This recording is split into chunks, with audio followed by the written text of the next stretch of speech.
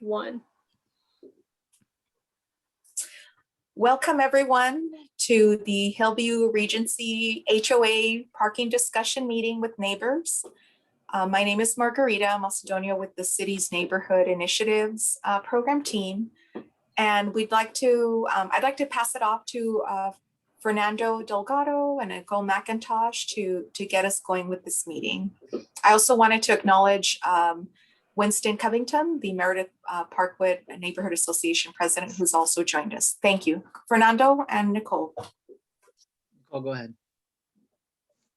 Good evening, everyone. My name is Nicole McIntosh. Fernando and I want to first and foremost thank you all for attending and being willing to join into this conversation.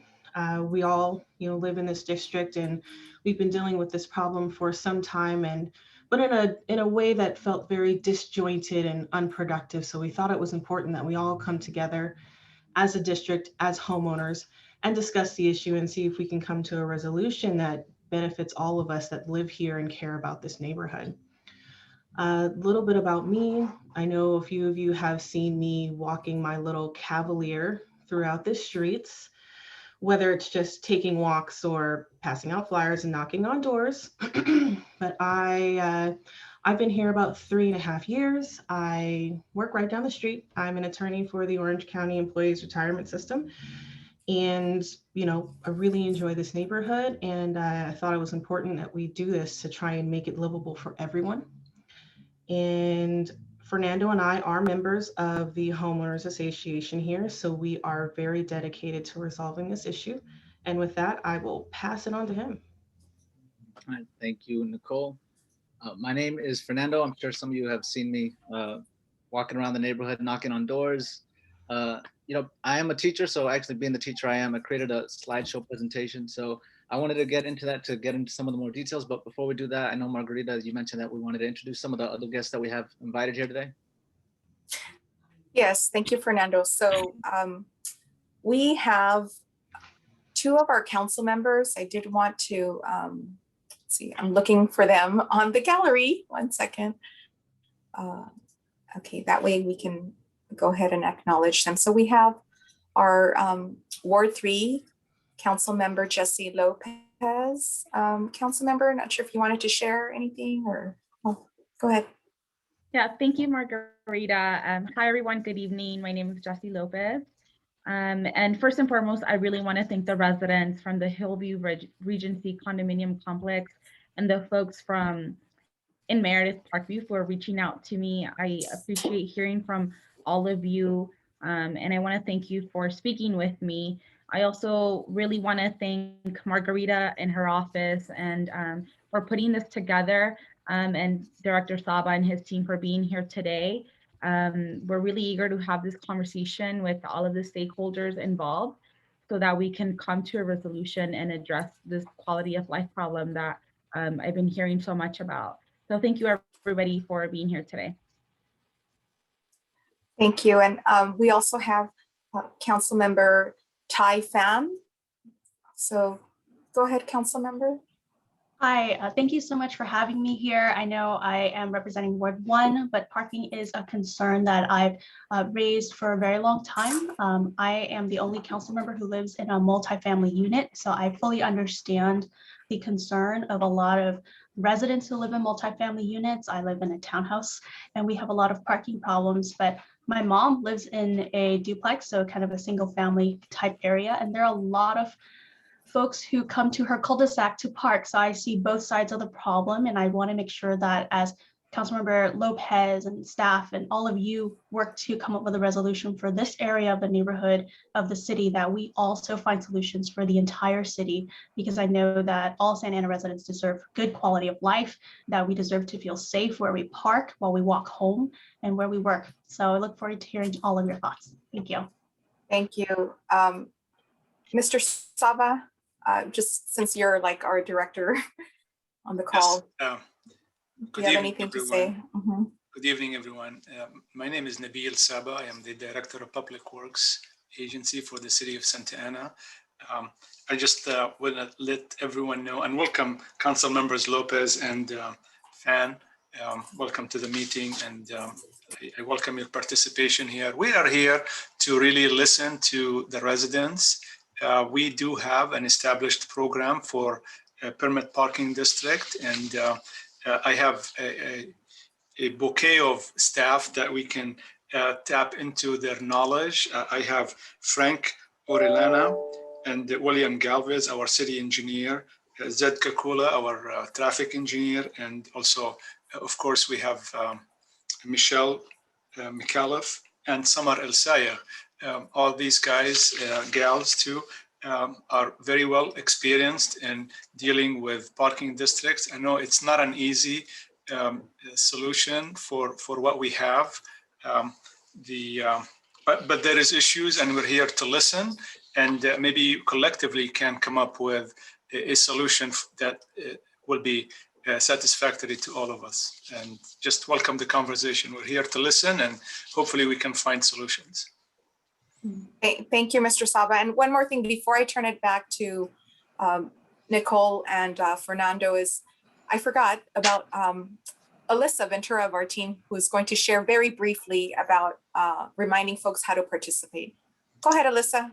Hi, everyone. So there will be an opportunity for everyone to share their ideas and thoughts. So a couple of ways for you to participate. You will be able to raise your hand, and then we'll be able to unmute you so you can speak during the meeting. And then if you have any questions, you can also use the Q&A box. So we will be reading through those, or the chat box. And then if you are dialing in, dial *9 to raise your hand, and then dial *6 to unmute yourself. And then we will defer to Nicole and Fernando when the Q&A begins. And yeah, thank you guys. Okay, so Fernando and Nicole. Okay, I'm able to share my screen? Yes, you are. Okay, perfect. So I'm sharing right now. Is everyone able to see that okay? Yes. All right, I Yes. just wanted to put this picture in there because if you've seen me around the neighborhood, you probably seen me with my boy here. Anyway, thank you to everyone for attending this meeting. First and foremost, like I said, or like Nicole mentioned, this is something that we've been working on to really create a space where we can have a dialogue like this that we feel has been absent in our neighborhood. Before I get started, I saw that you mentioned that this felt somewhat one-sided. I do want to say that we are going to open up opportunity for residents of the Meredith Parkwood neighborhood as well to give in their input. So if it feels one-sided, please know that we're here to listen to you guys. We're not just here to, deliver our own message here. All right. Before we begin, I spoke with Margarita about this ahead of the meeting, and I wanted to address something that I'm hoping will set the tone for the meeting, because Nicole and I, being on the ground, we've met some very open and receptive neighbors. We've met some more hostile and some people who are not really open to having a conversation. I just want to present something that we happen to see ahead of this meeting. So this post here says, the goal is to be able to park in our neighborhood, bringing in approximately 50 to 100 more cars onto our street at night.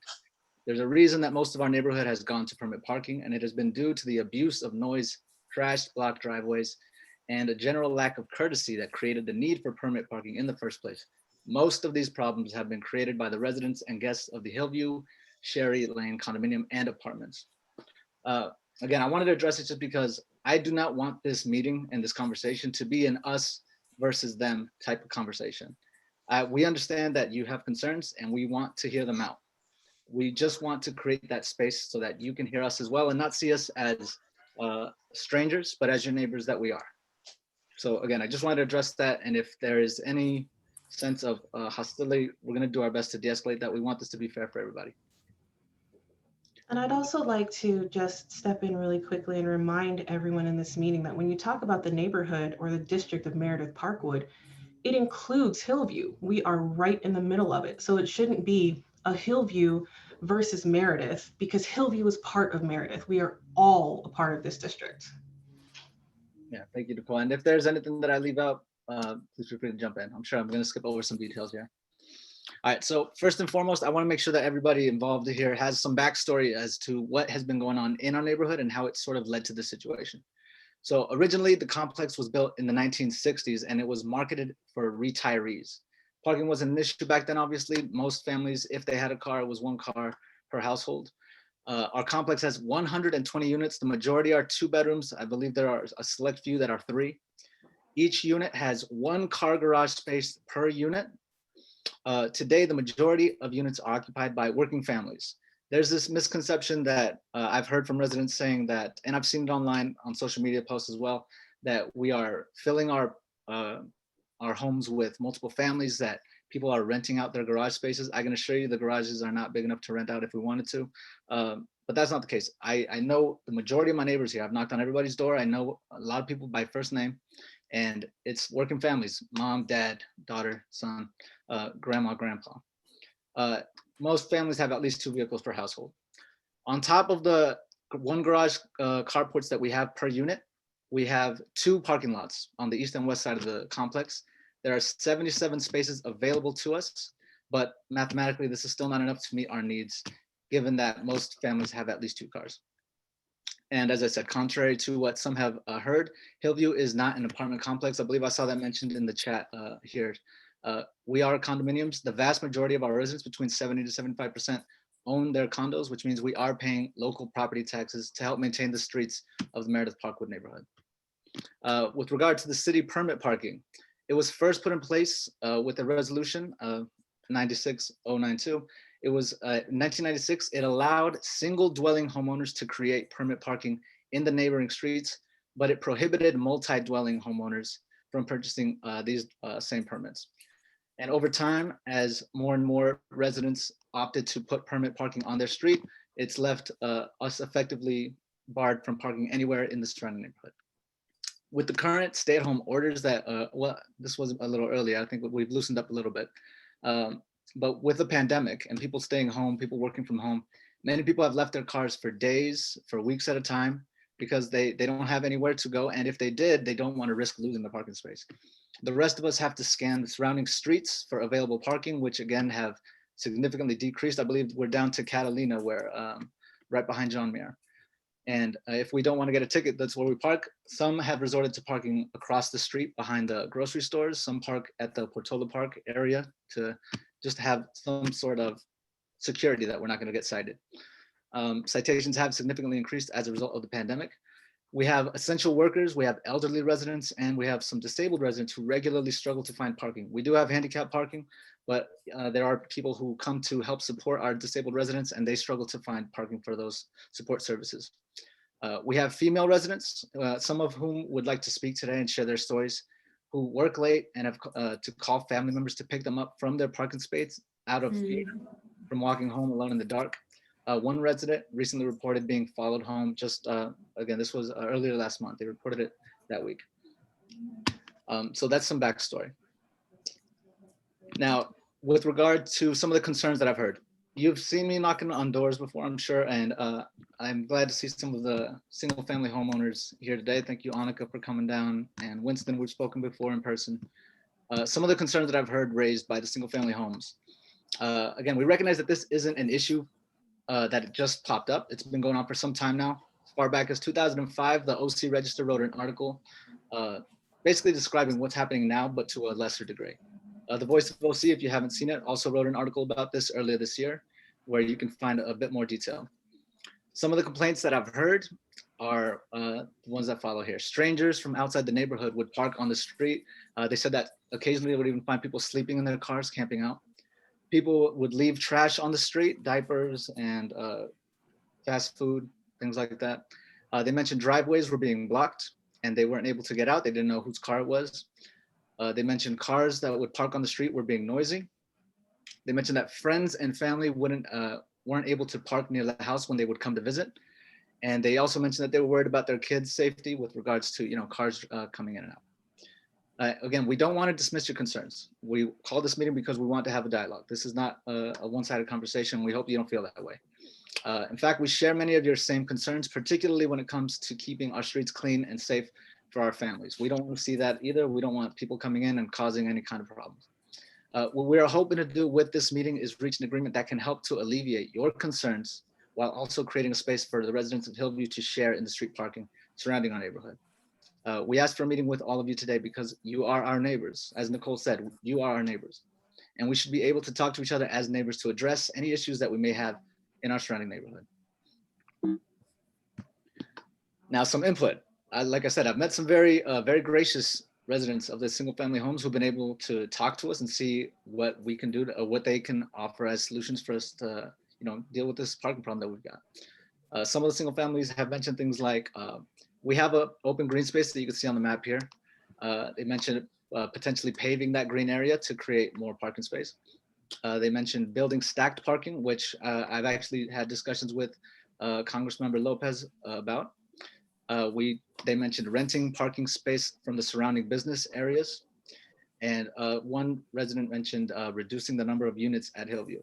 Obviously, some of these are a little more feasible than others. We're here to have a dialogue. I'm open to hearing out these conversations, but ultimately what my residents, what my fellow residents at Hillview have mentioned is that these, and what they agree in, is that this is these solutions would be, they're a long-term plan. They would require lots of planning, and a lot of these would be very expensive. What we're asking for is something that would be more immediate and that would be more feasible for us and for the city. Now, what we are asking of you today, very simply, again, while the residents at Hillview work to develop a more permanent on-site solution to work with these problems, we're asking you to just start seeing us not as strangers, but as your neighbors, and have a dialogue. We hope that this isn't the last time that we talk. I'm always around the neighborhood. If you see me walk around the neighborhood, please stop and talk to me. You have my phone number. I put it on all the flyers that were passed out. I want to have a talk with you. I want to get to know you guys better and hear you guys out. So that's where I'd like to leave it. And again, I'm looking forward to having a talk with you guys and hearing from you.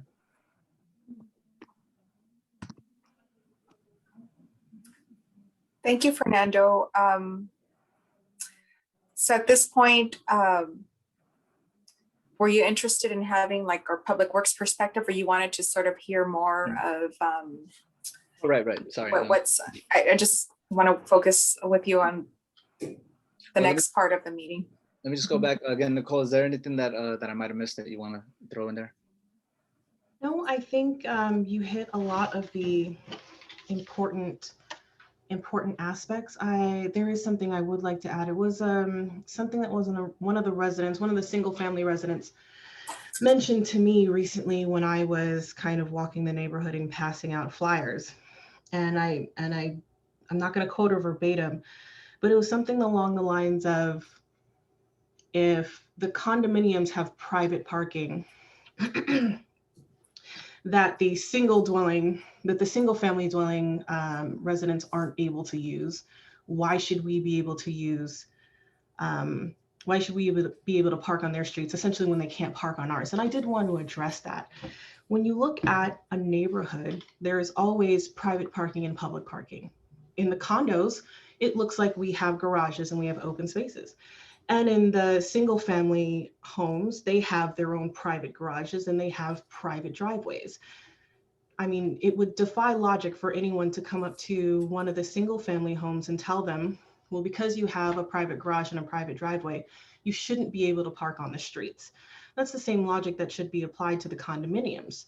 They have private garages and private driveways. We have private garages and open spaces, and the public streets should be there for everyone to share within the neighborhood, especially when we all live here in the district and we're all paying the property taxes to maintain it. So I would just want to add that, and because that's how neighborhoods normally should work. The reason that we're in this predicament is because 30 years ago, City Council passed a resolution that for some reason only benefited one type of homeowner to the detriment of the other types of homeowners. And I would like us to have a discussion about correcting that inequity. So. Thank you, Nicole. And Margarita, I can hand it off to you then. I would like to hear what Public Works would like to say, or if there are any City Council members would like to give their input. Okay, well, let's start with Mr. Saba. Did you want to defer to anybody from your team? I can get started here, and I know the team will support me on this. You mentioned that there is a resolution that it does establish a permit parking district in areas in the city. We have a few of them around the city, and there is rules that has been established many years ago with resolution by the city council. And the skeleton of the rules is single-family homes would be allowed to apply within a parking district, within a block, within a parking district, to have their block. Can you hear me? Yes. To allow a block to be a permit-only block, and with that will allow the single-family residents to have 3 permits per resident to be able to park on those streets, and then the signs would be put in those streets to restrict those that don't have parking permits to park in the frontage. That was established many years ago, and like I mentioned, there is few of them, and we in Public Works we administer that program, and that's how it's been. So we're open to ideas, and the council members, we have 2 of them here, and we wanted to see what the ideas are there to make it better for not only the single families but also to the multi-family residents. And I will probably invite Frank to give a little bit more details about the program and how it's being administered right now. Can you guys hear me right now? Yes. Am I coming across? Sorry, but I'm having a little trouble with my video. Once I get it fixed, you'll get to see how happy I am right now. So I'm sorry, Frank, go ahead and share your video. I'm having troubles with the app right now. So I apologize for that. So I don't want to restart and then come back in just in case. So hopefully I'll be able to fix that. But real quick, just to add to Nabil, our team handles all the permit parking for the city. And Mr. Delgado covered a lot of the aspects of the resolution. So did Mr. Saba, as far as how we do this. And if you may indulge me a little bit, if you're not aware of the program, it's basically the program deals with single family residences, and they're allowed to purchase up to 3 permits per residence. And they receive 75 guest passes for a 12-month period. Duplexes, triplexes, and fourplexes are also included in this program. But in the duplex, triplex, and fourplex case, each one only gets 1 unit with no guest passes. So the product is not just a single family resident, but up to 4 units. Anything above 4 units, 5 and higher, as you know, doesn't qualify for the program as it's written now. As part of the program, it's obviously self-induced.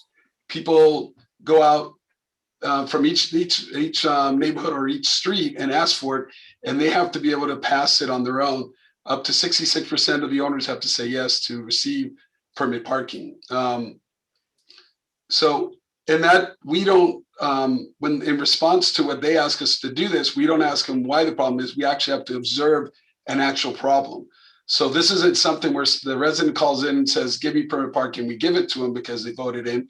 We have to actually go out to the city street and observe a problem that shows that there is an intrusion. And by the way we do that is on the street, if we observe 75% of the open space taken up by cars, then it passes the observation. There's a little twist to that one, because let's say I go out there and I see the street 100% parked, but I see no driveways with cars on them. I'll remove a car from the street and put it into the driveway till all the driveways are filled up. And if it's still beyond the 75%, then we go ahead and proceed into the petition process. Most recently, within the last year, a little bit over a year ago, in what it's called the, oh gosh, I just lost it. It's an informal request, or it's a formal request. So it's the interest form, right? Yeah. I run this program, I forgot. So interest form. What that does is it facilitates, instead of doing the observation, it requires the resident to go out and get signatures from the block of people that are interested in permit parking. Now, if they achieve a 50+1, they're able to then go in lieu of the observation, then they're into petitioning. At that point, again, we're going back to the same old process, which requires 66% of the property owners to vote yes for the petitioning before we are able to move forward with that. So that in a nutshell is the program itself, and how it comes to bear. If there's any more detailing or any more questions on it, I'm willing to take them. And I think I see Mr. Delgado asking a question. Right, I just wanted to address one of the things that you mentioned there about the overcrowding of the streets that leads people to end up petitioning for the permit parking that you guys observe, right? Just again, it's a minor detail. I'm open to talking about it, but I know that from our experience, one of the reasons that the streets would periodically become filled with our cars is because our residents, when one street would close off with permit parking, we would just, how do you say, without any sort of organized effort, we would just move our cars to the next street that was closest to our condominiums. In retrospect, this was probably a mistake on our part. We could have done something more to spread ourselves out, but that's what ended up happening is one street would get filled, let's say 20th Street, East 20th, and they would petition for permit parking because they weren't happy with seeing the street filled with cars. The residents would move over to the next street over and progressively so and so. I think that if there is some sort of compromise that we could reach, we could avoid that problem of individual streets being flooded with all of the cars that people are trying to park. I think that's something that could be reached. I also did want to address, someone in the chat mentioned the words that I'd put at the beginning of the presentation. They weren't sure where that came from. That was a post from the Nextdoor app. The resident who posted that is actually with us today. So that wasn't something I just made up. I just wanted to clarify that. And I did also want to touch back. There was, I just looked back at the format, Margarita. I forgot that we'd scheduled some time. I did have some residents that were invited here that wanted to share out some testimony. So if public rooms want to go on and give some more comments, we can hold off, or if we want to do that right now. Yes, I think William, our sitting engineer, has his hand up and would like to speak. William, you just need to unmute. Thank you. Thank you. I didn't want to, there's quite a few participants, and so I wanted to thank you all. My name is William Galvez, city engineer. One of the things that I just wanted to make sure that we talk about, and this is to answer partially Nicole's question and exactly what Fernando was talking about, is that the whole purpose of this parking permit program is to try to disperse some of the high parking generators that come from apartments, just high density properties that have a lot of cars, to try to disperse them. And so what Fernando was describing was pretty much the way we want the program to work, so that the concentration doesn't impact the immediate neighborhood next to high parking generators. In other locations, what's happened is that a lot of these apartment complexes, and I'm not accusing these townhomes and condos as apartment complexes, I'm just referring to the high parking generators. A lot of the garages have been converted to either storage or they've been used for something else. And so the natural effect is that we have a lot of spillover traffic. Now, this is a special situation, and so thank you very much for describing how many units and how many available parking spaces that these complexes have. That's very, very helpful. And so unfortunately, we came up with a program that maybe fits and helps us solve the parking situation in other locations. It's probably not the best program for this particular location. So as Public Works, we want to listen to the other side. We want to listen to single family residents, and we just want a dialogue. So thank you very much to Nicole and to Fernando. We do want a dialogue with you, but I'm hoping to hear from single family residents. So Fernando and Nicole, I just wanted to turn it back. Did you want like a little bit of the sharing, and then we can open it up for, I know there are some hands raised, and there's a question on the Q&A box. So, well, like I said, I did invite a couple of our residents, and I did invite a resident from the single family homes as well, Annika, to come and speak. So if we could open up the floor right now, I'd like to, Kathy Hanna, are you there? Can you hear us, Kathy? Yeah. Actually, I was having a little technical difficulties, but I'm on my phone now. So Yes, I don't know. I don't even know if my picture's in there or not, but that's fine. Are we able to open up her camera? let me, we'll check right now. If not, we can Okay. just use my phone. You should be able to, in a couple of seconds, Kathy, to Okay. share your webcam. Thank you. Yeah, so again, I invited Kathy because she's a longtime resident. She's raised family here. And I wanted everyone to just kind of get to know some of the people who live here at Hillview, other than Nicole myself.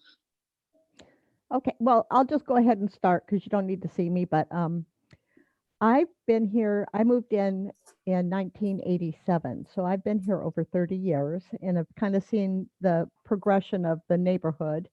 And like Fernando had said, when I moved in, I was in my middle 30s and I was told we don't like a lot of young people partying around here, which I never did, but they were all older people, like in their 70s, one car. Most of the families had one car and their children had already grown and moved on.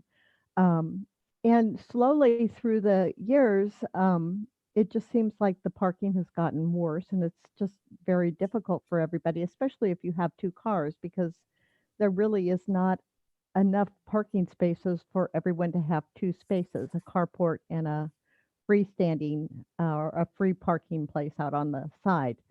So it's always a scramble for people, especially I'm a retired special ed teacher. And, you know, when I was working for the whole day, it was hard to come home and find a parking space.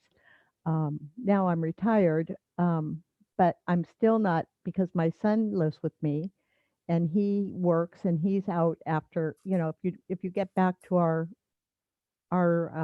complex and it's between like 3 and 4, there's no parking to be found. So I try to leave the carport for him, which means that I need to be out and back by 2 o'clock each day because otherwise there's no parking available. And just with the way the neighborhood is a little bit, not as much in our Meredith area, but down closer to 17th, there's some homeless folks that it makes you feel uncomfortable if you have to, you know, be out walking after dark. So anyways, I love Meredith Park. It's a great place. It's a great neighborhood. And, you know, all the people that I know that live here at Hillview are very responsible and are young families and working folks. And it's just so difficult for everybody, especially people who are out late at night due to work or errands or whatever they have to do when they can't find a parking spot within their neighborhood. So anyways, I just wanted to share that and I thank you all. And thank you everybody for both, you know, both neighborhood, you know, single family and condos. You know, I know we can all work something out. It really just needs to, just maybe we all need to just look at what would be comfortable for everyone. Thank you. Thank you, Kathy. I appreciate it. All right. I had 2 other guests here. I saw, Annika, that you had your hand up. Did you wanted to comment? So go ahead. Hi there. I have lived here since 1968. In fact, we're original homeowners on Mirasol Street. And I wanted to tell you that when Fernando first came and talked about this whole problem, I told him right away that I was pretty much on the fence. I had to talk with my family about this. Initially, when the whole permit parking thing came up, I was against it. I didn't want to do it because I felt very, very sad for the people that I saw parking across the street and would, you know, in the morning, come and pick up their cars and go to work. It saddens me that people have to do that sort of thing. So I am highly, highly sympathetic. However, one evening we had some guests over and one of them was my sister-in-law who cannot walk. She has a real problem with arthritis. And they had to park all the way down the street on the other side It was just awful, horrendous. And it was at that point that when my neighbor approached me about the permit parking, I said, okay, we'll do it because I can't have this. I also used to have little political parties at my house with people coming over, and they couldn't find a place to park either. So that was very, very, very difficult. I will defer to my daughter right now because she has some concerns that she would like to address.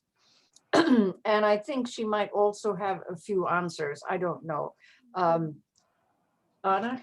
Well, I put a couple of those in the chat, and I didn't want people to think that those were from my mom, Anna.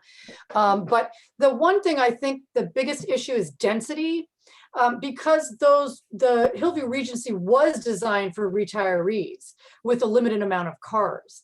And so now, Mr. Delgado mentioned in an article that there are several large families in there. There shouldn't be. Well, I saw it in the article that, now we have large families here, and I do see that there are families with multiple cars. And Mr. Delgado, you did mention that with 77 extra spaces, it's still not enough because most of the homeowners have at least one other car. And, so that indicates if you've got grandparents, if you've got teenagers, adult children, there are even more cars. So we're kind of dealing with an issue where we're trying to figure out what kind of neighborhood we want to become, or what kind of neighborhood we are. It's very quiet now. And when we didn't have permit parking, it was, my mom is understating the issues. It wasn't just people couldn't park. It was disastrous. This became a thoroughfare because people who were living elsewhere could see now that, they had friends coming to park here, and they could see that there's a way in and out from 17th to Tustin. Speeders, thefts were pretty high. People's things were being stolen out of their front yard. And of course, we don't blame the people who live in the condos for that, because but just, you're going to also have people coming over, and they're going to be parking there, and it just becomes more active in general. So density is one of the big issues. The other issue I have is that when we've got people, when I have someone parking next door and their car alarm goes off and it's blaring, I can go next door, or call them and say, hey, your car is going off, or they themselves hear it because it's close to their own house. When you're parking way down the street and on another block and the car alarm is blaring, we're the people whose car, whose homes the car is in front of, are the ones who are dealing with that. And likewise, when young people are, parking to do whatever, if they're not in front of our, as they do, they're not in front of their homes, their parents aren't watching, their next door neighbors aren't watching. It's people who don't know who they are. And that led to a lot of issues for us. Just the other day, I was walking the dog, and there was a car just sitting there, and it was blaring. The alarm was so loud. It was the people on the last house of 20th Street came out and were looking like, what's going on? And it just went on, and there was no one around to hear it. So, these are some of the issues that I think a lot of us have. On the other hand, we also understand that we don't have enough parking here. The condominiums need parking, the apartments need parking actually too. But the question is, who is responsible for that? And is the city of Santa Ana responsible for that? Why are they green lighting another car wash that we don't need instead of building stacked parking over there? And then also, and this is the last thing I'll say, because I know you want to respond, Fernando, but the Hillview Regency Association, why aren't they the ones who, you guys are paying association fees? Why aren't some of those fees going toward maybe making a lease deal? Hi, Anna, this is Margarita. I just I thank you for sharing on the chat. We just want to be respectful of everyone's time, and everyone being able to like hold on to participate. I think there have been some hands raised for a while, but thank you, Annika and Anna. We have your information on the chat, so definitely that's feedback that our public works team, can continue to take with them and respond and have those considerations as it's come up, in different occasions. So, Fernando, I know you called on Annika. Is there anybody else before we open it up to the questions part? Yeah, I did have one more guest. I did just want to clarify a couple points that were made there. So was it Anna? Yes. Sorry, just to clarify a couple points, and I won't take too long. There's a lot to unpack there. I think that if you want, I'd be happy to walk down there sometime this week and we could talk a little bit more about it. One thing that you mentioned was that I had said that there were large families. There are families, as in mom, dad, brother, sister, occasional grandma, grandpa. That's the majority of the makeup for our household. I can tell you, a lot of the residents who are here today, it's mainly father, daughter, and father, mother, and children. And with the comment about at least 2 cars, I can guarantee you that there are very few households in the single families that have more than or less than 2 cars. I wouldn't count that necessarily a point against our residents that we have 1 to 2 cars per household. One more detail that was mentioned was with regard to crime and drugs and things like that. I would argue that it isn't, well, Nicole, maybe you could phrase a little better than I could here. I know that you'd reached that point before. I was just going to say that we don't want that either. We want to be able to park in the streets. We don't want to deal with your cars getting broken into or our cars getting broken into. We don't want to deal with any sort of crime or drugs on the street. And I know that no one's going so far as to blame the condo owners for a rise in crime, because obviously, like everyone in the single dwelling homes, we are responsible professional adults with or without families, and we all want the same things as you. So allowing all of the residents of Meredith Parkwood to share the parking, I would say that accusing any side of bringing crime isn't really a fair statement to make. Thank you, Nicole. Again, we do want to open up some space to talk. I had one more guest that I invited to speak in. Kathy mentioned that she was a special ed teacher. I myself am a teacher. We have a lot of teachers at Hillview. My neighbor here, Tony, he's also a teacher here at Santa Ana. And I invited him to just kind of share a bit about his story as well. And then from there, I think we can go on and take some Q&A and some comments. Hello, good evening, everybody. Thank you. Like Fernando, like everybody else who's a part of this, thank you for being willing to be here, even if it's not necessarily to listen, but maybe, talk about your my wife and I, we're both teachers. I teach in Placentia, Yorba Linda. My wife teaches in the Tustin area, both public school teachers. And we bought Hillview Regency, our current unit, as a starter home. We were a young couple. We've been here. We've had our 2 kids. We have 2 little ones, one who's going to turn 4 this summer and one who's a year and a half. And as the years have gone by, like most of the residents here, we've felt the pinch as time has gone on, and we've had to be strategic the way I don't think any homeowner or any taxpayer feels like they should have to kind of be in that way. And like Fernando and Nicole, we want safe family, we want safe streets, organized streets, no trash. I don't like the noise. I don't, but we felt very safe in this area, and it was a good opportunity for us to start a life together. I guess what I'm trying to get at is, I think there is some form of compromise that can be made, some way that you as residents, single family home residents, can feel like we are contributing, and that you don't just have random cars on the street. That's why I feel like whatever the logistics are about parking passes, because my wife and I, we have a car each. We have the carport and we have a garage space, but we can't. We have to plan our whole day around the parking situation. If my wife, for instance, needs to stay late at work for whatever reason, if she has conferences, I know they have meetings at her school, and I have to watch the kids. I have to worry about whether she's going to have to walk down the street, or sometimes I've waited more than an hour just looking for a parking space. And as the streets have closed down, we become, it's become less.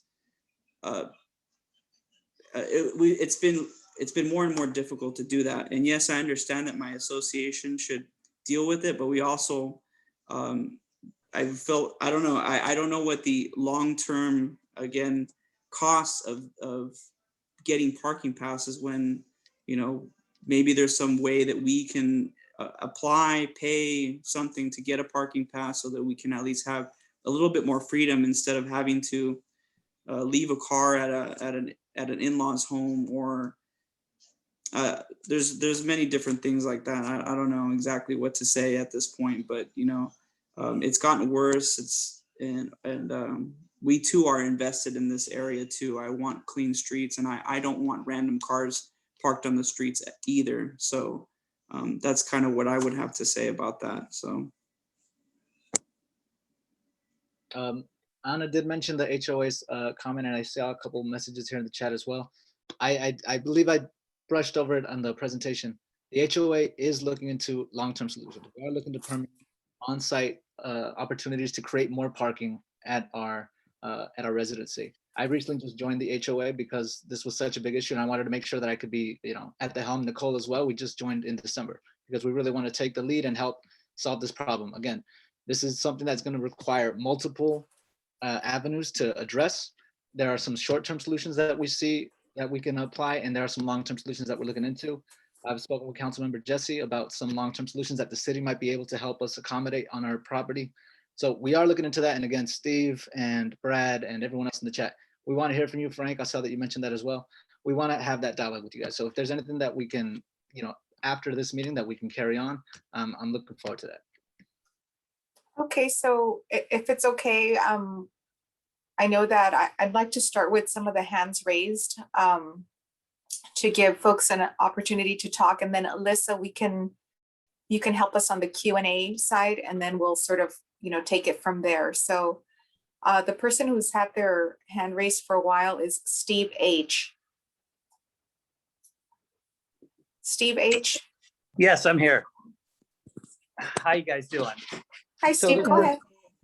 This meeting has been very one-sided, and I'm only hearing from the Hillview side of. I hear about HOA is going to do this, it's going to do that. I don't hear about what they're going to do and when they're going to do it. The Hillview sits on 9 acres of property. There's plenty of space for them to convert some places into parking for them. The main concern I have is Hillview is not the only place on Sherry Lane, which is their address. Right next to them is the Garden Homes for 62 units. And next to that is the Monterey Garden, which has 100 units. So that's 262 units we're talking about, not just Hillville. And if you go up to Santa Clara, which backs up to our neighborhood, we have several more apartment condo complexes over there in the area of 510 units. So once you open up the ability for, I think that you guys are trying to get parking passes here, the city's gonna have to open up to everybody because you can't be selective on this. My property, I have young kids. I've had a lot of problems with things being stolen, cars being broken into. I've seen lots of drug paraphernalia left on the curb, bottles of pee because they slept there that night. And this has nothing to do with Hillview people. This happens to do with the parking when it's an open territory for people to park in. And I have a lot of concerns here. Thank you, Steve. Yeah, thank you. Would you guys like me to respond? Yes, please. Okay. So with regard to what the HOA is doing, like I mentioned, one of the things that we are looking into, she mentioned that she had seen examples of stacked parking at some other cities and other properties. We're looking into the solution. One of the biggest issues that we face, we do have HOA, we do have HOA fees that we pay, and there is a responsibility on the HOA to help these problems for our residents. But like I mentioned, it is a long-term thing. It's going to require a lot of planning. It's going to require a lot of funding and ways to find that funding. It's something that we are looking to do. I definitely feel that it would be in our interest to have mirror parking. We don't want to have to park at the corner of Catalina and then walk back home. It'd be nice to have something on site. But that is something that is long-term. If you'd like to sit with us, Steve, and talk with some possible solutions that maybe you have or that you've seen, we're interested in hearing them. We wanna see what's possible. I'm gonna be looking into talking to Public Works some more. Frank, I'll from you as well. Why is this, or can you, why is this my problem? Why are you guys, I mean, why is this my problem? It's not that it's your problem, but you are here. You're a neighbor at Meredith Parkwood. I'm happy to be your neighbor. Doesn't necessarily mean I want to go over and swim in your pool or park in your spots. I understand, but if you are asking us what we're proposing, I understand, but what about all the other apartment complexes that are going to want to get the same thing that you guys are getting? Right, I was getting to that part. I just wanted to address one at a time. Okay. With regards to the apartment complexes, that's something that I think is important for this kind of meeting to take place. I want to be able to hear from city officials as to what the logistics would be behind that. Because again, we don't want to lead to even higher density we don't want to open the floodgates, essentially. Yeah, I think the term word was high parking concentration places, or generators. Yeah, so we're not looking at the floodgates for that sort of situation. That's what this meeting is for, to see how we can avoid that situation while still creating a compromise that might help to alleviate our problem at Hillview. Yeah, it's already been established we have the problem. That's why we have the signs. Right. And now we're looking to, oh, sorry, Nicole, go ahead. I just wanted to clarify that our goal here is, again, not to, like you keep saying, open up the floodgates, but to have the resolution include us as homeowners as well, instead of specifically excluding us from being able to participate in the permit program. Yeah, but we can exclude all the other apartment places. I do want to know. We're homeowners. We're not apartment complexes. Well, these are on Santa Clara. It's homeowners too. It's condos. They're right next to us, as close as you are. We haven't had any conversation with the Santa Clara residents there. I don't think we've had any contact with them. So Steve, I think this is Margarita with the city. Hi, so Margarita. I think we're hearing that, Okay. your suggestion is to, continue these conversations because there's like other multifamily, properties nearby that it's sort of a bigger issue. I think that point has been communicated with the folks on the call. I'd like to, I think other people have their hands raised and they would like to speak. So I'd like to continue if that's okay with the team, so that, again, we're Public Works wants to hear the perspective of some of the other single family home neighbors, around. So let's continue that if that's all right. One last aspect. I'm just concerned with the property values and the safety of my family and my children. Thank you, Steve. And I'm reading the chat. I'm reading the chat and I'm picking up that there's like other concerns, not necessarily the parking, but just some other quality of life concerns that have been communicated on the chat. So that's like other feedback that our Public Works team and our council members who are on the call, we're all taking note of that. So we just really appreciate everyone's time and patience to be able to share, their insights and their perspective on what's going on. Thank you. Thank you. All right, so let's, Alyssa, let's go to the Q&A box. Okay, so we have a question from William. He says, has Hillview HOA or the city of Santa Ana approached the school district to allow parking in the Muir school parking lot? I can go ahead and answer that question as no, primarily because we see the simplest solution to the problem is to include all of the homeowners in the permit parking program. And also, if I'm thinking of the right school, that is a solid 6 blocks away and does not solve the problem of homeowners having to walk, park very far from their homes and walk long distances, potentially in the dark, at a location that's very, very far from our homes.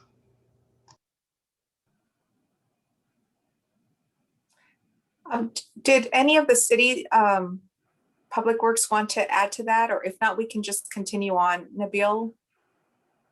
I'm not, this is William. Oh, William, go ahead, William. I'm not aware of contacting the school district.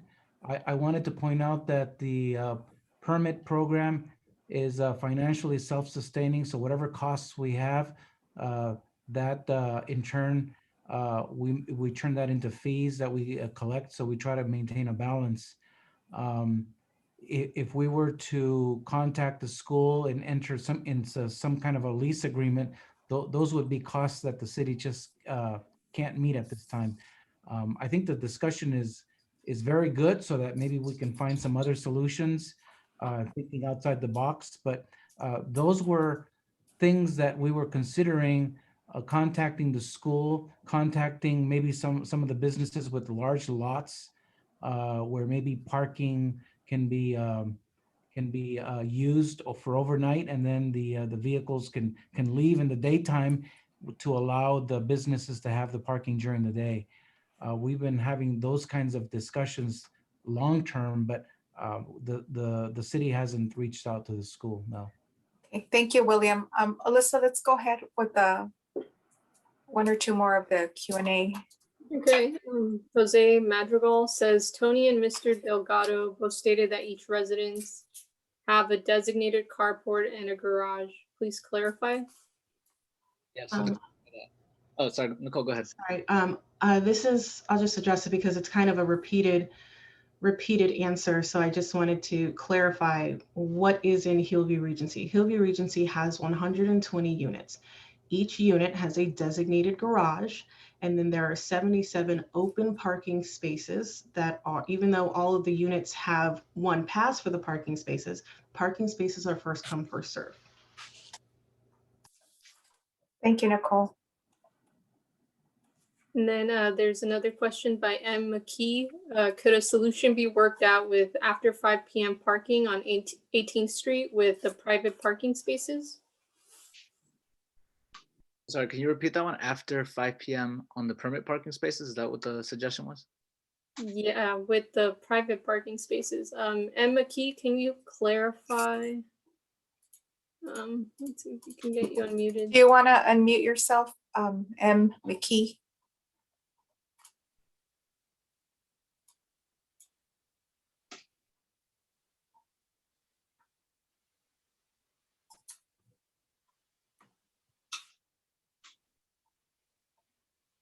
Marguerite, I think I can jump in for a minute and help with that. What she is referring to is a common suggestion that has come from Meredith Parkwood and Portola Park. We understand the needs of the association, but I want everybody here to understand, from staff on down, that this is a problem that's been going on for years. You talk about the quality of life is our major concern. That's our major concern. You've heard about the trash, you've heard about the noise, you've heard about the blocking of driveways, the lack of courtesy.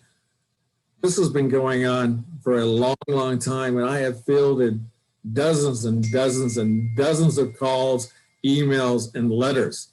That's why we have the permit parking, is to preserve the quality of life in our neighborhood. And with that said, we are your neighbors. And I have explained this to Fernando. I also explained this to the gentleman that did the interview for the OC Voice.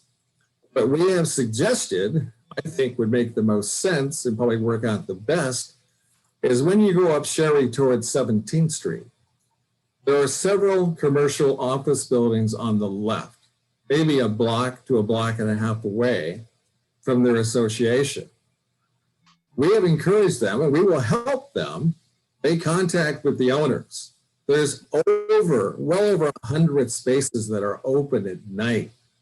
I feel we should open dialogue with them, see what type of lease agreement can be worked out for the association. So they have lighted parking close to home, a block away, and to us, meaning the residents of Portola Park and Meredith Parkwood, which is over 635 single-family homes.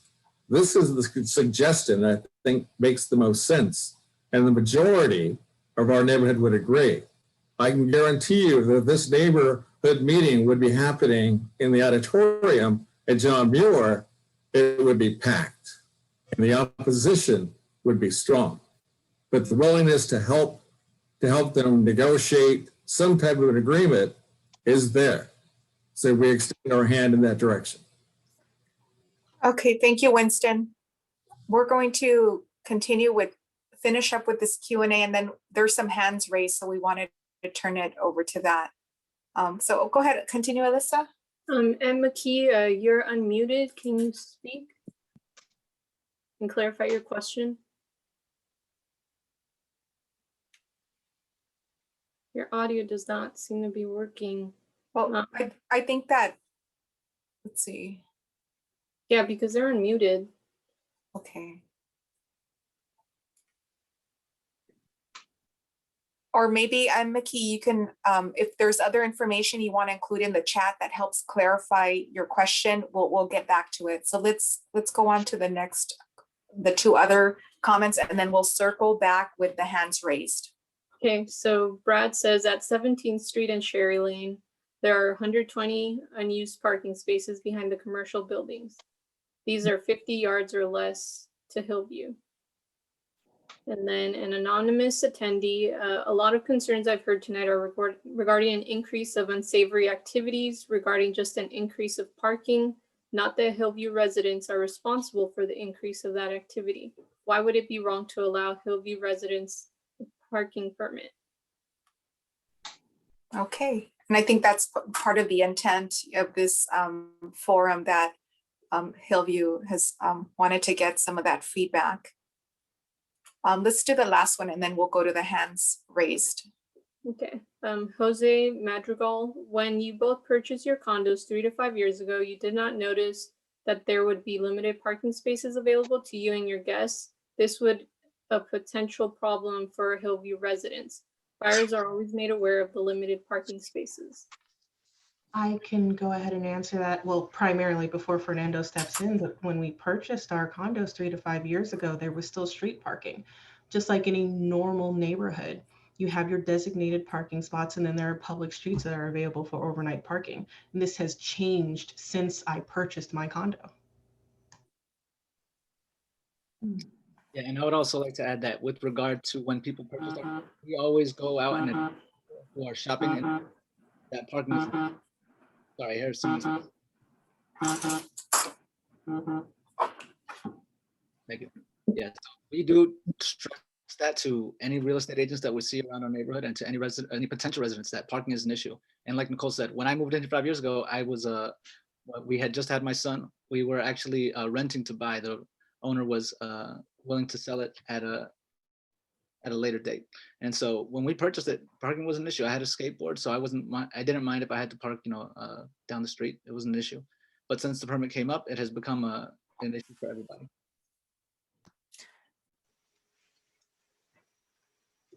Thank you. So we wanted to go back. I'm looking at the Q&A. So M. McKee has clarified the location is the business parking space behind the Orangewood Foundation building. So that's specifically no, the solution.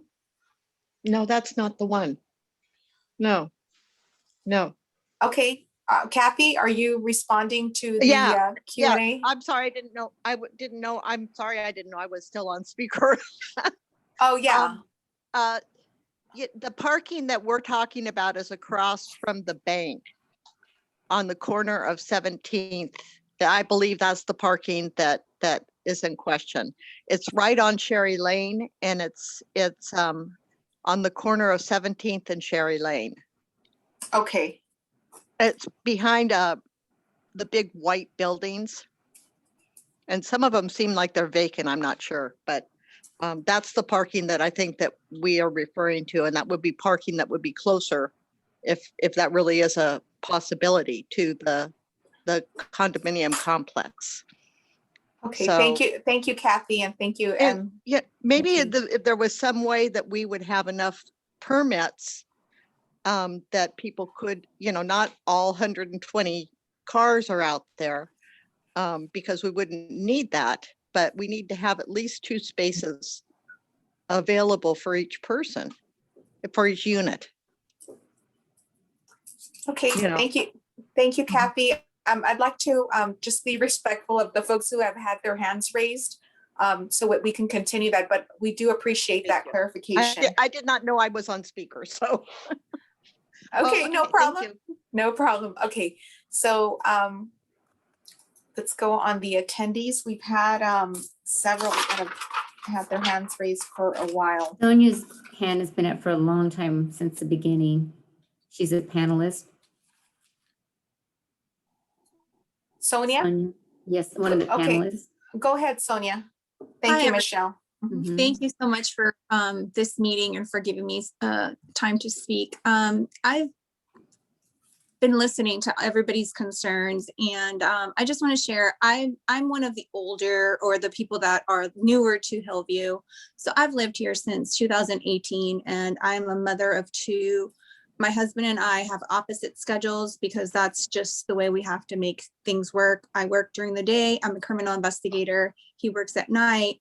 And we kind of have to do that in order for us to be able to find parking, because although we have two vehicles, we can't use two vehicles at the same time. So it's, it's really heartbreaking when I can't, heaven forbid I have an emergency and I need to take the kids to the doctor or something because I can't, or I will, and I'll have to park really far and walk with them. I have an 11-year-old and I have a 1-year-old. So it's really hard. It's very hard. And so I just wanted to stress that from everyone that I speak to in our condominium complex, all of my neighbors, we don't want to get rid of permit parking. We like permit parking. We love the neighborhood. I love walking to the park. I love running through your streets or our streets. I see that we have like very limited parking. We have a cul-de-sac on Sherry Lane. We have no parking on 19th, no parking on Millwood, very limited parking on 20th Street. I'm looking at a map right now. And so when I talk to my neighbors and we think about, well, we would love to qualify for permit parking because we pay property taxes as well. I don't like when my husband has to go and park on Peachwood, Pearwood, a 40-year-old man riding his longboard because he's parking so far. I don't want him to go park that far. We want to park in front of our complex. We want to park, Sherry Lane, 19th Street, Millwood, 20th. Those are the streets that would just make more sense. And lastly, I know that I've asked this question when I attend our HOA meetings, and I ask, well, how many of us, do we really have that many renters? Do we have a large turnaround? And the answer is no. We're 70 to 75% homeowner occupied units. We do utilize our garages to park our one vehicle. And we do we have a group chat where we all just I'm leaving. I'm about to leave this spot if anybody wants to take it, because we're working with each other. We are a community and we love this neighborhood and we want to keep it safe. I want to continue living here. And so whatever we can do to just come to some sort of agreement resolution where we can continue to have street parking permits in place, but at the same time be fair and allow us to also, participate in this resolution or be considered in this resolution, because it is affecting tremendously the quality of our life. Thank you. Thank you, Sonia. I'm gonna go to the attendees list, and we have H. Schroeder, who's had their hand raised for a while. So go ahead, H. Schroeder. Hello, can you hear me? Yes. Yes. I think one thing that I just wanted to mention is that we haven't really heard exactly what the people of Hillview want. They want parking permits to be able to park in our neighborhood, because my husband and I, we live on William Street, which is the first street behind Hillview. And we bought our house 6 years ago. And when we bought our house 6 years ago, we noticed the condos and the apartments, and the one things we said to our realtor was like, hey, we don't really want to live with, there's going to be a bunch of cars in front of our house. And they said, oh, no problem, there's parking permit. So that was one of our reasons for purchasing our house. Secondly, I park and my daughter park in the street because we have 4 cars. So I understand having multiple cars at the home. Here's the issue. I am the second closest house to Hillview condominiums. Where do you think people are going to park? They're going to park where I park every single day. So that means you're asking me to walk 6 or 7 houses away from my house every day when I bought a single family home and want to be able to park out in front of my house. So I think that what, you know, we're trying to say, and I know that most of my neighbors are united on this, this is not the solution. I live on William Street. You guys are, you know, the condos are going to completely inundate William Street and 20th Street. And then I am you. So the problem that you have, you're creating for me, my family, and for Meredith Parkwood. This is Hope's husband, Austin. I just wanted to add a couple thoughts real quickly. Just to chew through the fat. It sounds to me like Hillview wants to park in front of our house. So in essence, they want to alleviate their headache by giving us a headache. And I just think that the solution is somewhere in their HOA, somewhere with the city. And I see that you keep saying that you want to park in front of your complex. Then they should offer a permit for in front of your complex. Because when I go to the city of Santa Ana every year and get a parking permit for myself and my daughter, they ask me, where do you live? And when the parking permit people come by, you need to be in front of your house or at least on your street. I'm not going to park 2 streets away. That's not okay. I pay a lot in property taxes, and I purchased this house with the understanding that it had permit parking for our community. It's people keep saying that Hillview is part of Meredith Parkwood. It's not natural to walk a block and a half or 2 blocks to your car. And I think that Anna made up some really good points too. You know, you leave your cars there, there's problems, and there's nobody around for us to be able to, you know, figure out whose car it belongs to. And, you know, this was such an issue before.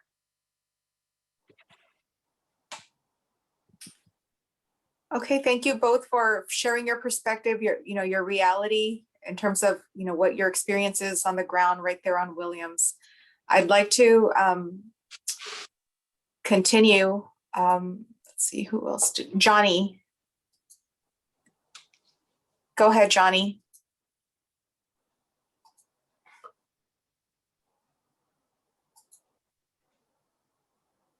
Johnny Rule. Can you hear me? Yes. Okay. John. It's been interesting to hear everybody's opinions. I just want to bring up one thing. Somebody mentioned storage in our garages. I live at Hillview. I've lived here over 30 years also.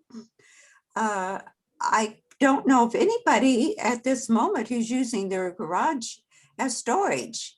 However, I do walk the streets at Meredith Terrace every day with my dog. And I do see garages in Meredith Terrace who have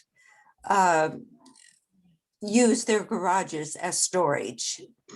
So that is an issue right there. Some of the garages are have been set up as offices. So that's one point I want to bring up. I think that Nicole brought up something interesting. If the people in Meredith Terrace, they have double car garages. They also have driveways. They can accommodate 4 cars easily. We can't.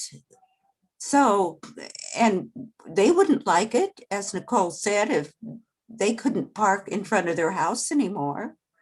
Well, that's what we're facing. We can't park in front of Hillview Regency.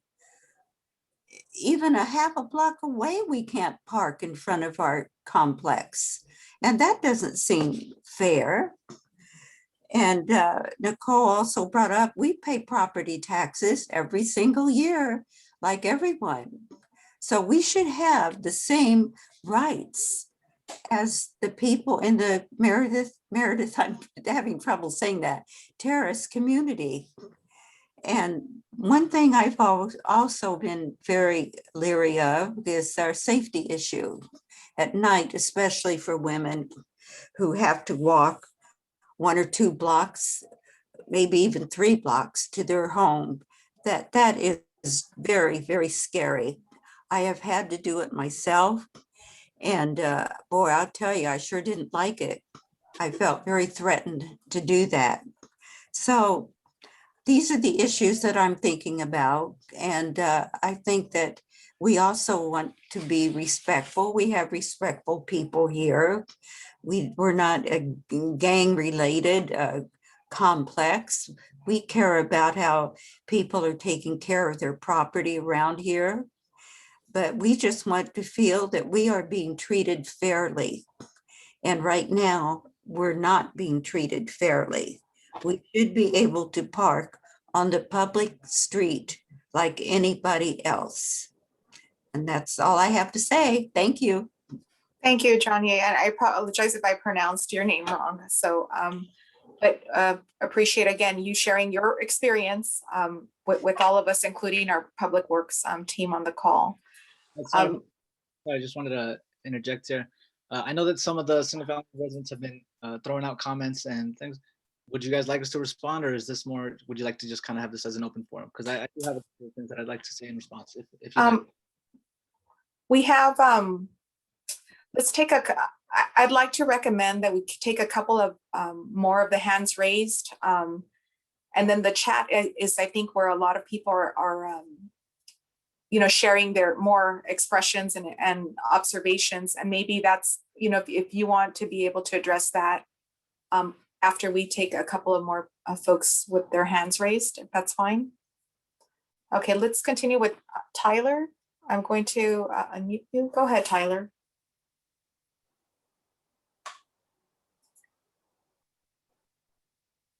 Tyler? You can try to unmute yourself now. Go ahead. Okay, can you guys hear me now? Yes.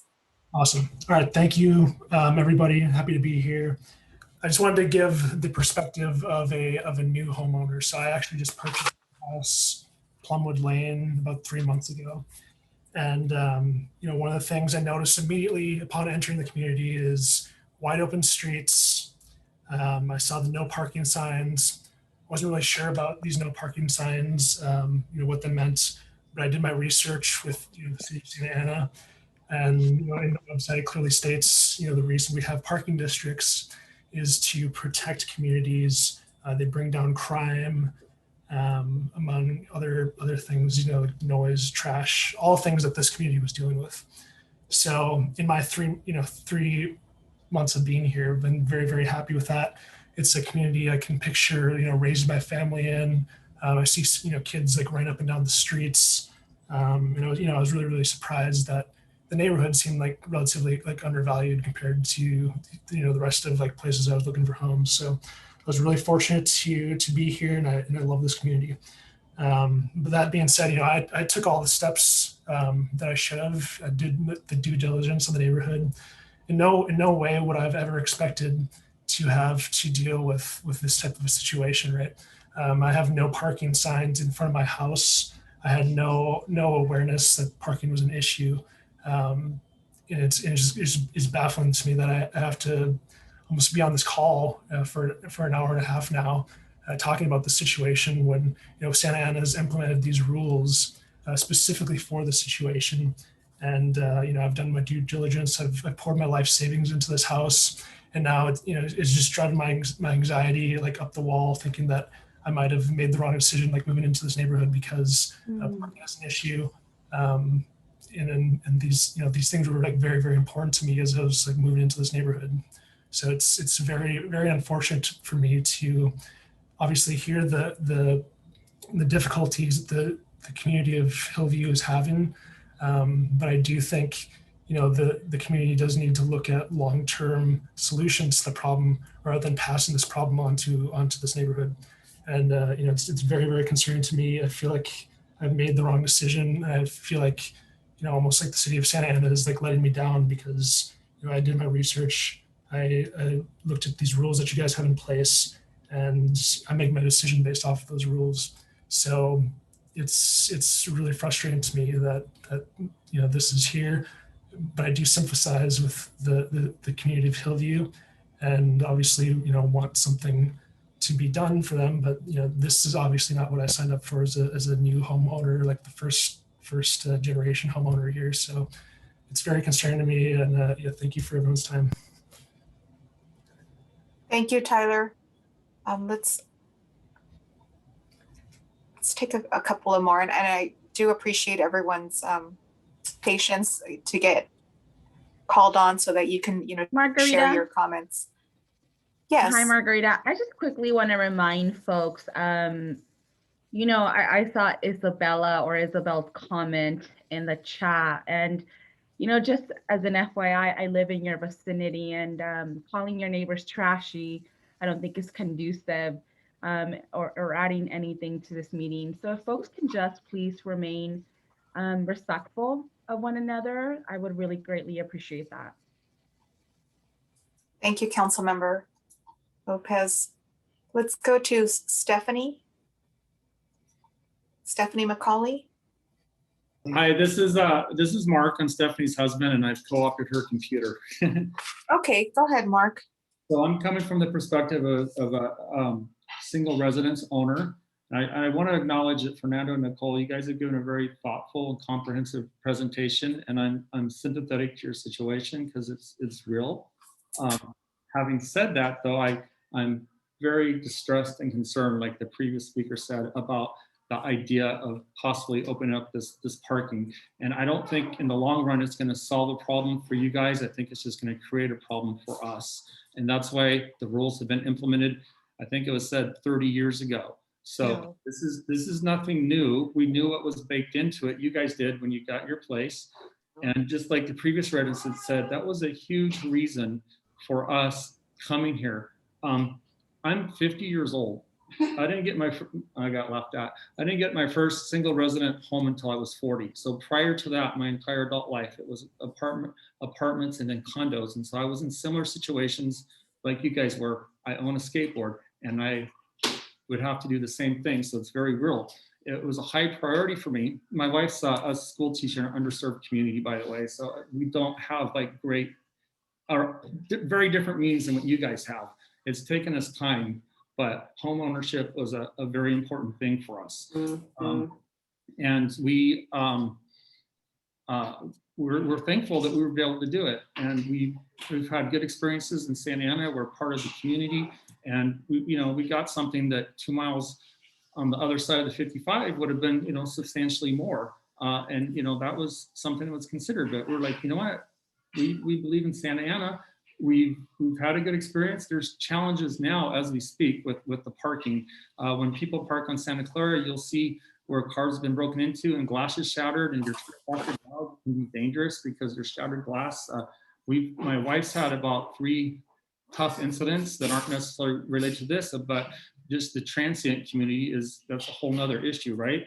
But from the park, she's had a guy on a bike follow her home, and I've had to go out to confront him.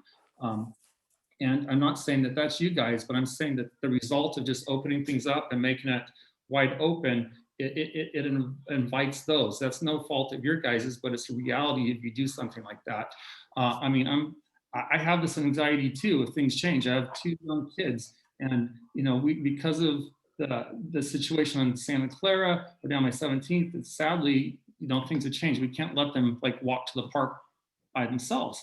But sometimes we'll let our junior high daughter walk the dog around the cul-de-sac. If there's more traffic and things coming, it just creates an unsafe environment for the family community type lifestyle that we're hoping to have here in Santa Ana. We still have problems. We see people cut through. Someday I'd like to see about getting a crosswalk or a signal on Santa Clara, because people use that as a raceway, because it's the only thoroughfare without that between Tustin and Grand.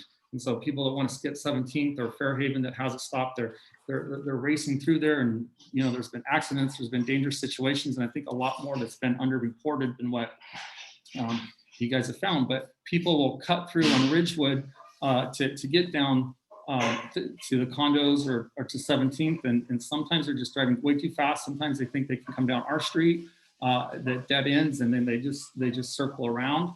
But when the cars are parking there, yes, there is a lot of trash. There's just it adversely affects our quality of life. I mean, so much so that what I'd be willing to do, it was mentioned that the permit program pays for itself.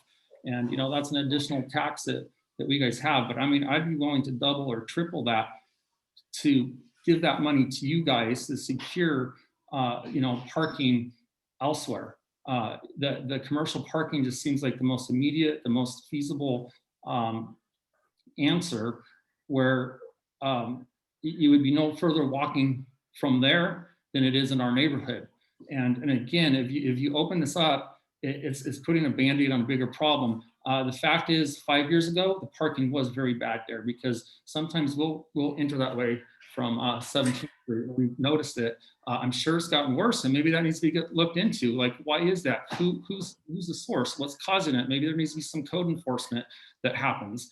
But it seems like everything's just slipping or getting lax. So I don't want to be confrontational. I hope that someday I'll see Fernando and Nicole at the park, and I welcome a friendship. But I do forcefully just want to state that it's a big deal to us. And I've kind of been apolitical because it puts me off.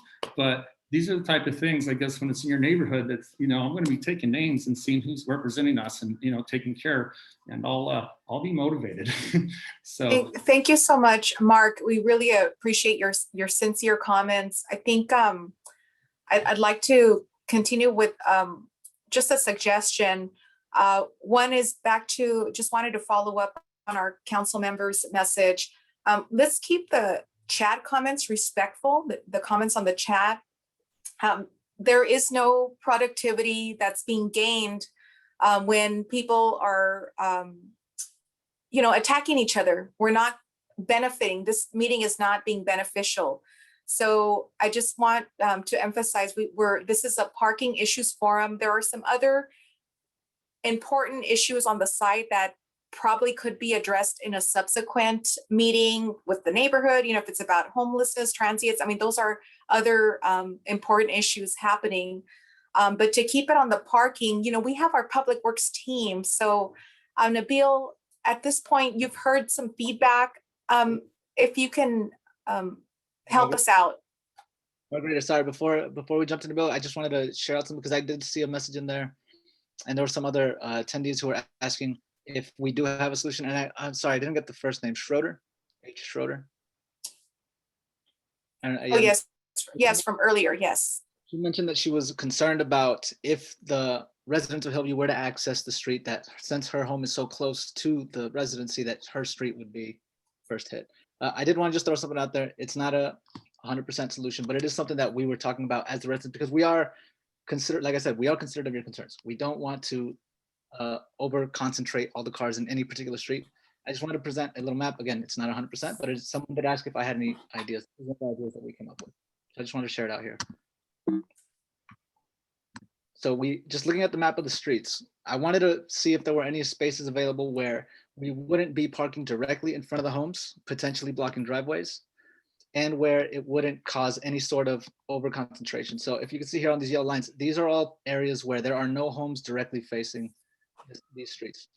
So across from Catalina, these bits in between the cul-de-sacs, there are no homes facing out here. The bit here on 20th Street, on North 20th Street, those would be some spaces that we could open up. You would know exactly who's parking there, because it would be residents of Hillview who would have access to those streets, and you wouldn't have to worry about driveways being blocking. So that's just one of the ideas that I was throwing around. I don't know if that helps. If anyone would you be able to leave that on, Fernando? And I mean, at this point, I'd like to invite our public works, whether it's William or Nabil, to comment.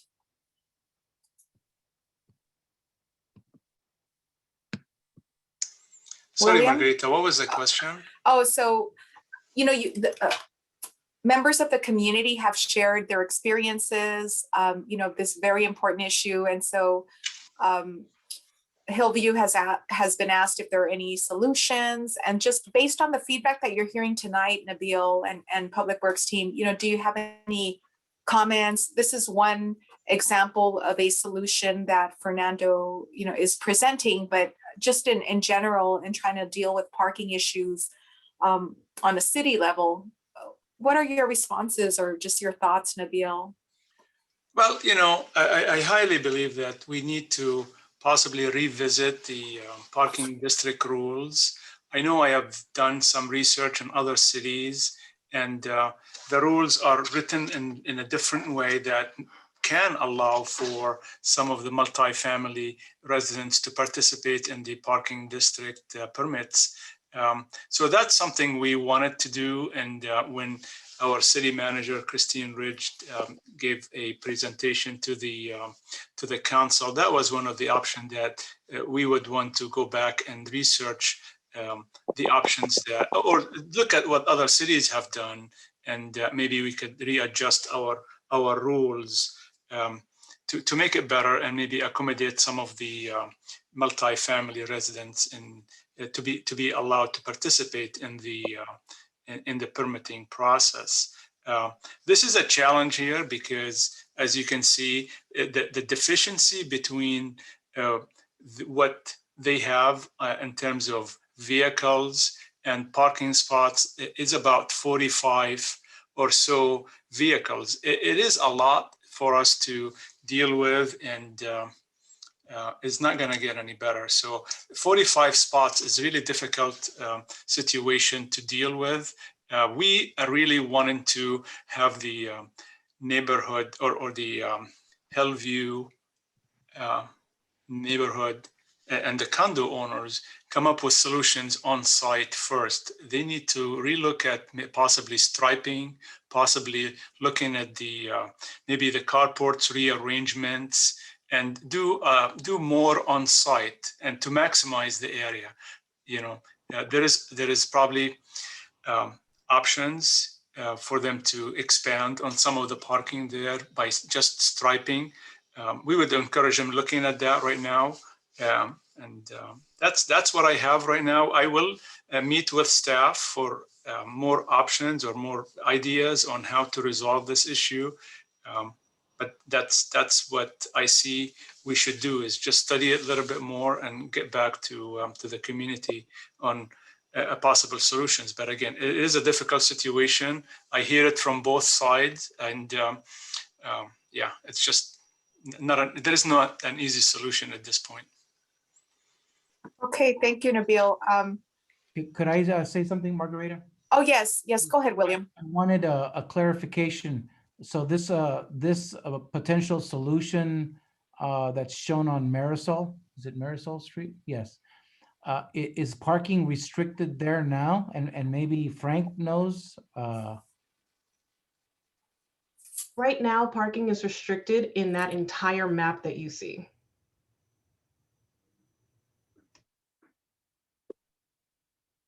Okay. Fernando, are you able to zoom out of that map? Sorry, what do you mean? Zooming out of this map here? Are you able to zoom out? Okay, hold on. I feel like maybe some people aren't very clear on what the map looks like now in terms of parking. Here, I'll put the map. Meanwhile, Fernando is pulling that map up. I wanted to highlight what Director Saba mentioned about in terms of short-term and long-term solutions. And one of the things we had talked about was going out there again and looking at the painting of the curbs. And so Director Saba, I don't know if you have any updates that you want to share with folks as to what that, what happened with that and what came out of it.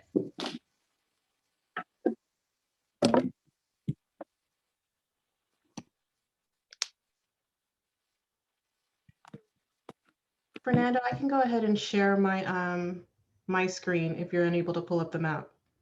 Sorry, you guys not able to see it? I have the map here just of the. Here, let me share my screen so I can show the map that I'm looking at. Okay.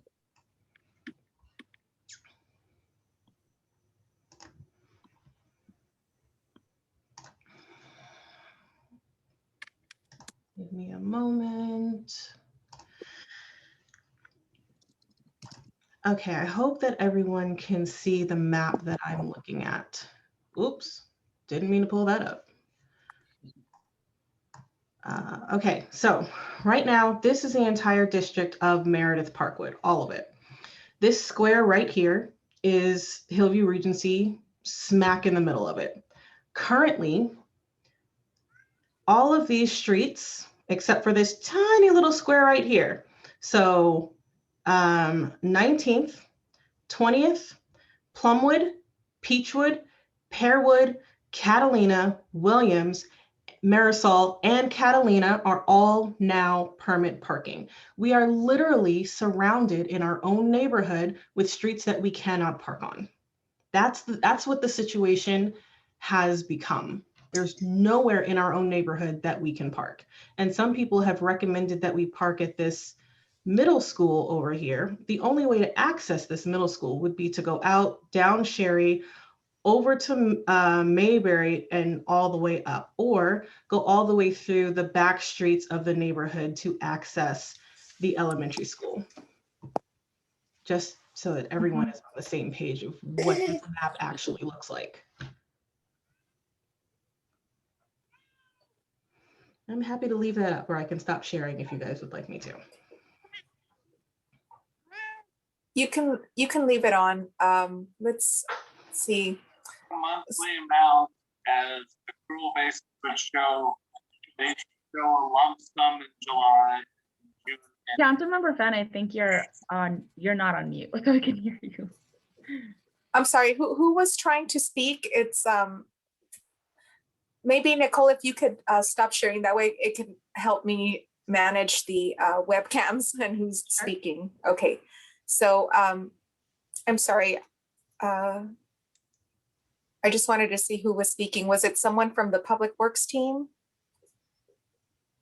Margarita, was there a question for me? Sorry, I was. Yes, I know you took the call. So Councilmember Lopez was just reviewing how there needs to be like a short-term and a long-term issue when it's looking at this, you know, on a big picture scale, because that's going to affect what happens in this neighborhood and others. And I think it was more sort of getting your insight. Yeah. What Director Saba, what I had asked was, you and I have had this conversation not too long ago. And so in thinking about short-term solutions and long-term solutions, I know you and your team were out there trying to figure out what could be done in the meantime. And so I was asking if possibly you could share some of those updates with folks. Yeah, so they're aware. Sure. Well, what we've done, and I think the traffic engineering staff already has requested to reduce the amount of red curb that we have on, I believe, Sherry Lane and also possibly Millwood. And we have recently added 5 additional parking spots that are open to a non-restricted parking permit. So those got opened or will be opened soon.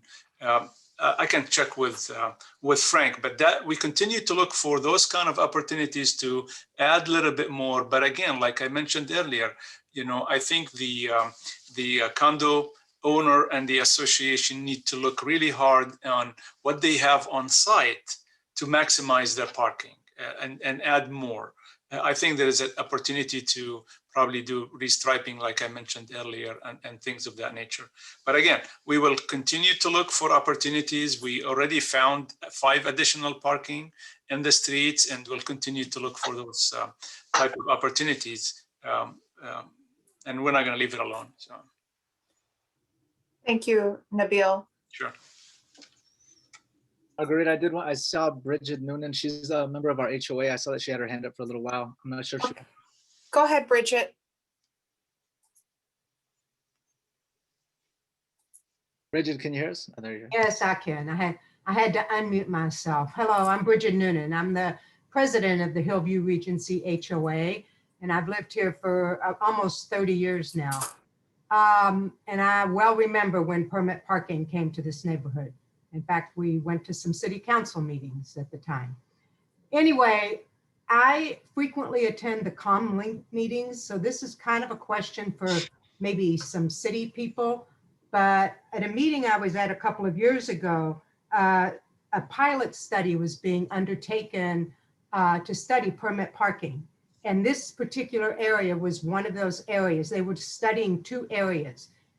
where we are was one area, and the other area was somewhere else in Santa Ana. And I'd like to ask, you know, has that study been completed, and what were the results, and what did they find? And Yes, the study it was a pilot.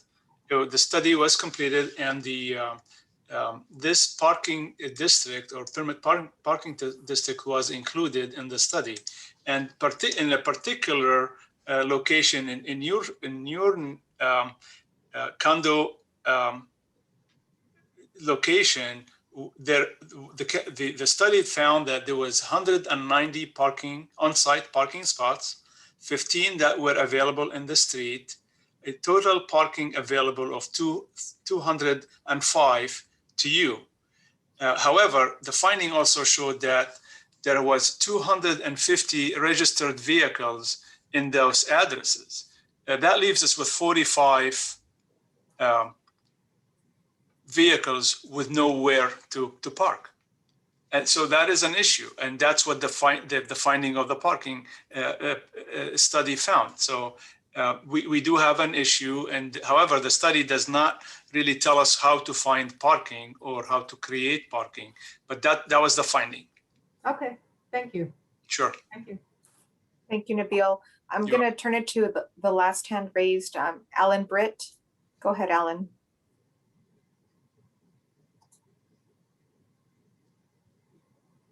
You just need to unmute yourself, Alan Britt.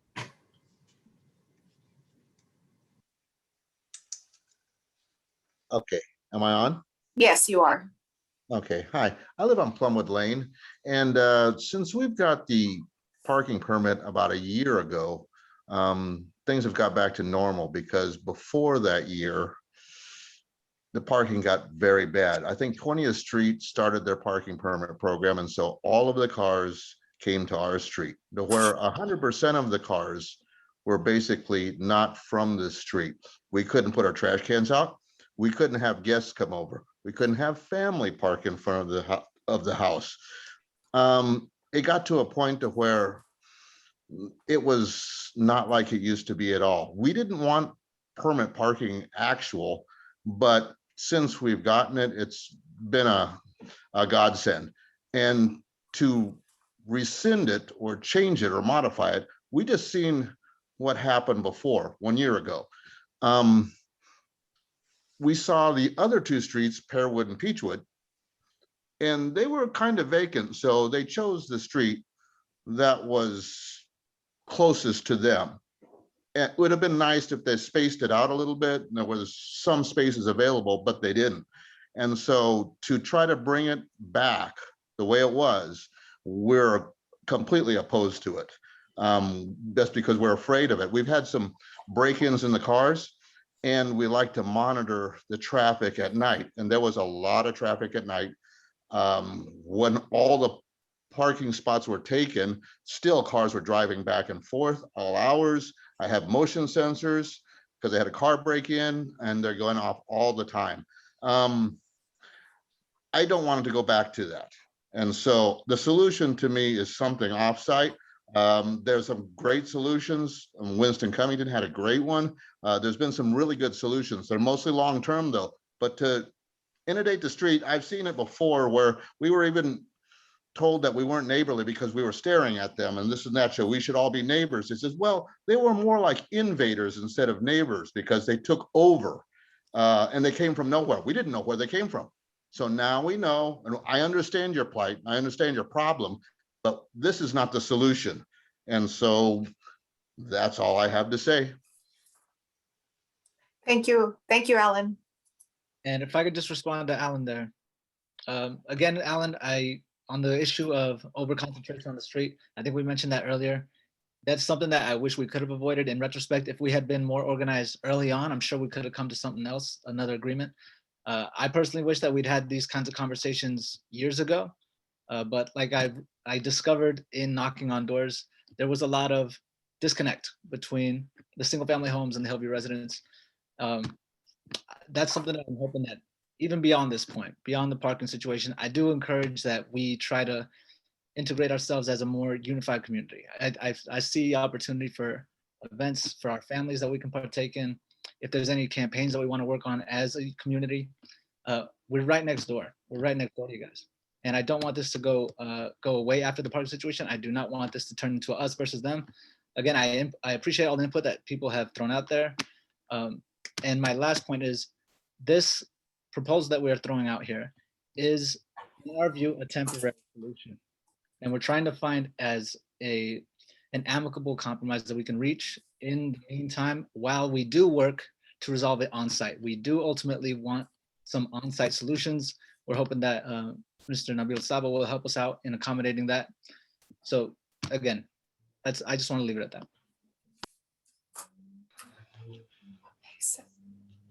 So I just wanted to go to the Q&A. There were just two earlier comments. One comment agreeing that Winston's on the right track. The root problem is that the property is not being used as it was approved. Homeowners who enjoy the lower price homes knew the problem existed at the time they purchased the home. Now they want us to diminish our quality. If the units don't work for them, then they really need to find housing that does. Then we've got a question from Jose Madrigal. Why not ask the city to speed up the HOA's plan to maximize their parking as their first option? What are the long-term plans for Hillview? So I think, Fernando, you and Nicole have shared some of that, some of the follow-up. Mr. Saba has provided some recommendations, that the HOA can consider in terms of on-site remedies. And let's see, I think that's all on for the Q&A.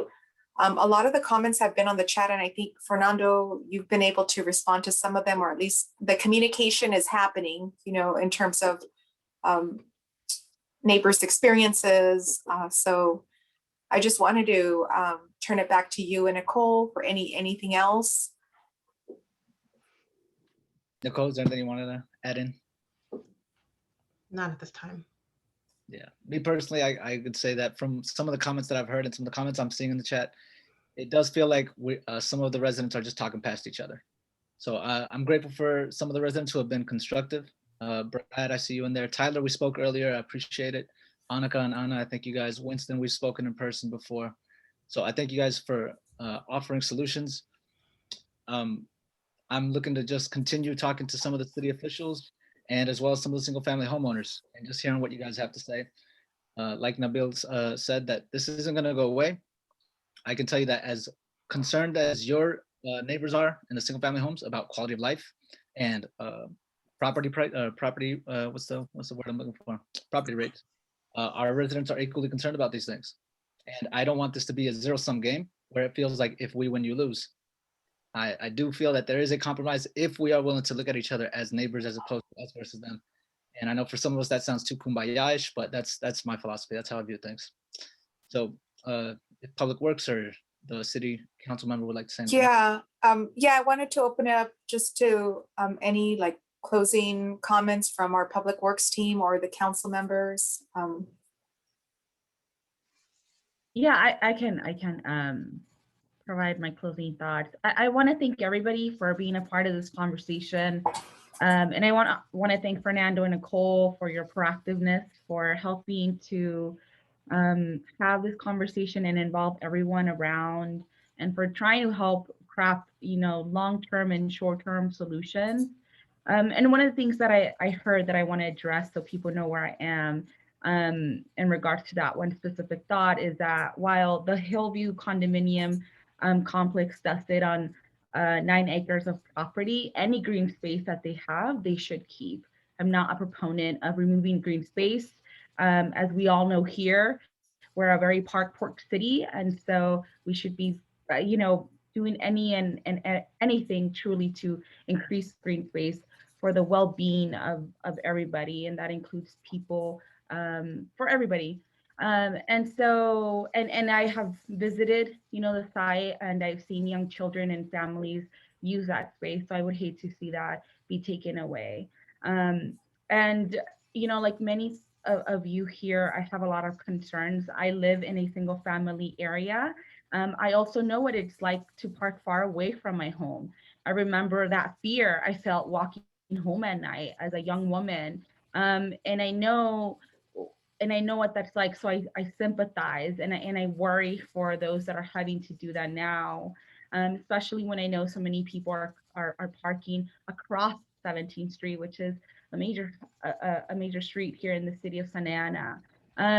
And you know, the conversations about joint use agreements with Santa Ana Unified School District are happening now that there is, you know, new leadership in place. We understand that this is a citywide issue and that we need to come together to combat this and provide space and really maximize all the space that we have here in the city so that people can find relief.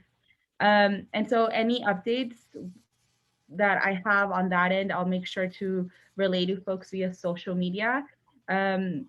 But at the end of the day, I think that, you know, like Fernando said, we are all neighbors. And I think that the one thing we have in common is that we want to find a solution for everyone, because we acknowledge that this is a quality of life issue and a safety issue, as I mentioned, for all of the residents in the area. And again, thank you for being here. Thank you for being part of a helpful conversation. And if you need to get a hold of me, I will drop my contact information in the chat. Thank you, Council Member. We also have Councilmember Thai Viet Phan, who would also like to make some remarks and share information. Hi, y'all. I had to move. There you are. Family, both members of my family are having meetings right now. But I did want to first thank all of you, including city staff, all the residents, for speaking up. I've been following the chat, following the conversation, and I think this, maybe it's because it's Zoom, but it makes me feel so happy that we are trying to have this conversation and are meeting with each other and talking, having honest dialogue. I think it's really crucial. I do want to echo Councilmember Lopez's comments regarding a new Santa Ana. I do remember some comments being said about how these issues have been ongoing and that they haven't been addressed. Well, they are going to get addressed. In fact, one of the ComLink meetings regarding parking permits, I was there. I remember talking about that issue. I remember bringing up concerns about what we can do with joint use agreements with school districts, with commercial centers, and all of that stuff. So this is all on my plate, things that I want to do. And I know Councilmember Lopez is dedicated to fixing this problem as well. I also want to I guess one thing I want everybody to also recognize, and with those who moved into Hillview or any of these, you're right, they originally were sold to or marketed to seniors. But as we know, home prices in Southern California and Orange County, and specifically here in Santa Ana, have increased to the level that, you need 2 members of your family at least to afford a condo or a townhouse. And it is very difficult now to be able to afford a single family resident, and not because of anyone's fault, but that's just how the market has, risen in Orange County and here in Santa Ana. So I do want to remind folks of that. As a millennial myself, I was only able to purchase this townhouse because my husband's a veteran and we have a VA loan. And so I just wanted to make that clear to everybody that I think some folks who might have wanted to buy a single family residential home for their growing family may not have that opportunity just yet, and that they also deserve an opportunity to park near their home. So I want to make sure that we work on this issue, both on the property as well as the joint use agreements as much as we can. So with that, I'm also available if you want to talk to me. Again, I don't live in Ward 3, but these issues are near and dear to my heart, and I know that I will be in contact with Councilmember Lopez to help you come up with solutions as well as solutions for our entire city. Because I know for a fact, Ward 3 is not the only ward dealing with this issue. My mom is too, and she's handicapped. So when she can't find a parking spot right in front of her house, that's a problem for her. She's 70, and so I want to also make sure that folks who need that have access to that. So thank you. Thank you very much, Councilmember Phan.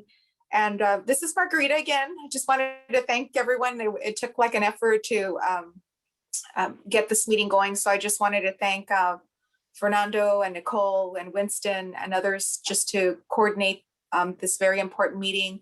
I did post information on the chat regarding the March signups for the March 20th vaccines for Santa Ana residents only. So again, 65 years of age and older. So we just really could use your help in, getting grandparents, neighbors, signed up to get vaccinated. Yes, we did find out that the slots for March 13th are full. So we're trying to line up the schedule for the following Saturday. Is just so important for our community to get the vaccine. So I think that's it. So I just thank you, everybody. Have a good night and stay safe and well. Thank you, everyone. Bye.